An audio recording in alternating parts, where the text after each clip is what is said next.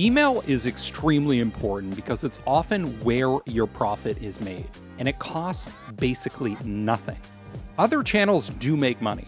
Facebook ads sell cheap items, for example, but often those campaigns just break even. The real money, the serious money, is made on the back end where emails dominate. The reason is that conversations create customers. It doesn't matter if you're selling products, services, consumer goods, or business-to-business software. It's very hard to get anyone to spend serious money without some type of conversation, even if that conversation is automated. One of your main goals is to take people from social media, YouTube, Google, direct mail, wherever, and get them onto your email list. That is where you can have a conversation that ultimately gets them to buy. My name is Decker Fraser, and I worked for 2 Google affiliated startups. I was a global brand manager for Sony PlayStation, and I have an MBA from Philip Kotler's Kellogg School of Management. I have over 1 million enrollments in my courses, and I'm glad that you joined me to learn about email marketing. This course teaches you all the different types of email marketing. I like to categorize them in terms of email sequences rather than individual emails. You have e-commerce sequences, cold email sequences, nurturing sequences, event sequences, and so on. Whatever the case, the main thing to keep in mind, the main thing to ask is this: is this relevant? If someone just purchased an item and you send them an order confirmation, then that email is highly relevant, and it is a great opportunity to get them to buy more. If your company solves the biggest pain point large cybersecurity departments are facing, then your cold email is relevant. If you send a thought leadership white paper to a CEO who is trying to wrap his head around an emerging trend, then you are relevant. But so many emails are irrelevant. They push what the seller wants without understanding what the buyer needs. They lack empathy. For example, people are constantly cold emailing me asking to get on a 15-minute phone call. My time is very valuable and I don't give it away for free to hear someone's sales pitch. Maybe if they offered me just $100, I'd respond immediately and get on the phone. Another example is if I download a white paper on a specific topic, but keep getting emails about a specific product instead. There's a mismatch there.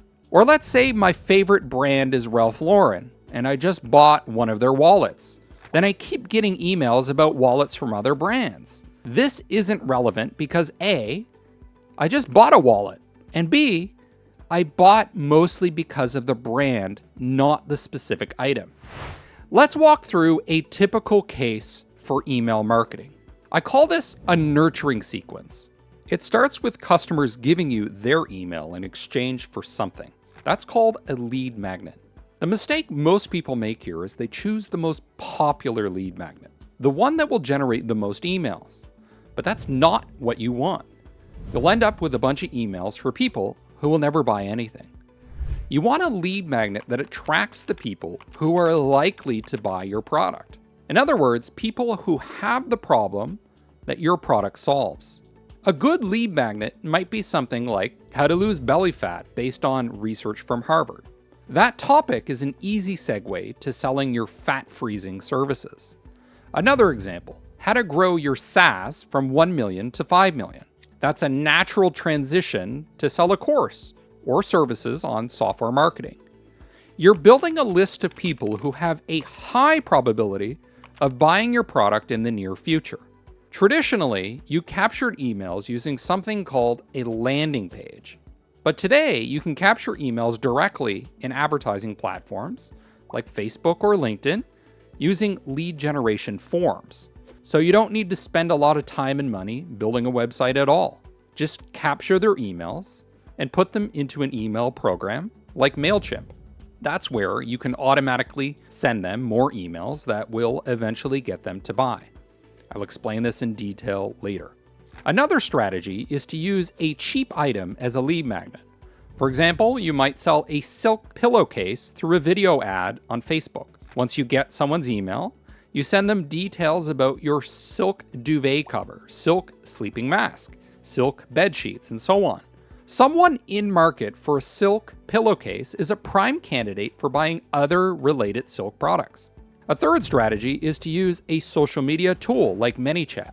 Here's how it works. You make a post on Instagram telling people to comment with a specific word if they're interested. For example, get them to write secrets if they want your guide to Silicon Valley marketing secrets. ManyChat then automatically DMs everyone who wrote that keyword and asks for their emails to send the guide.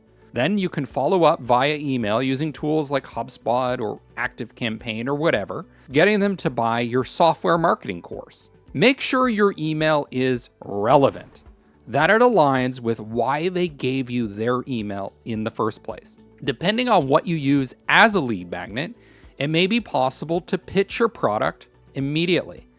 That's possible if the lead magnet was something like a buyer's guide. But otherwise, you'll need to bridge that gap between the content and your product. That may mean breaking people's old beliefs about how things are supposed to be done, telling a story about breakthrough success, or just sending regular pieces of education that keep you in mind as an authority in a particular space. That way, you're the first person they think of when they're in market for your product category. As we go through this course, I'll give you frameworks, software tutorials, and specific examples of successful emails that you can model after. Let's get started with email marketing.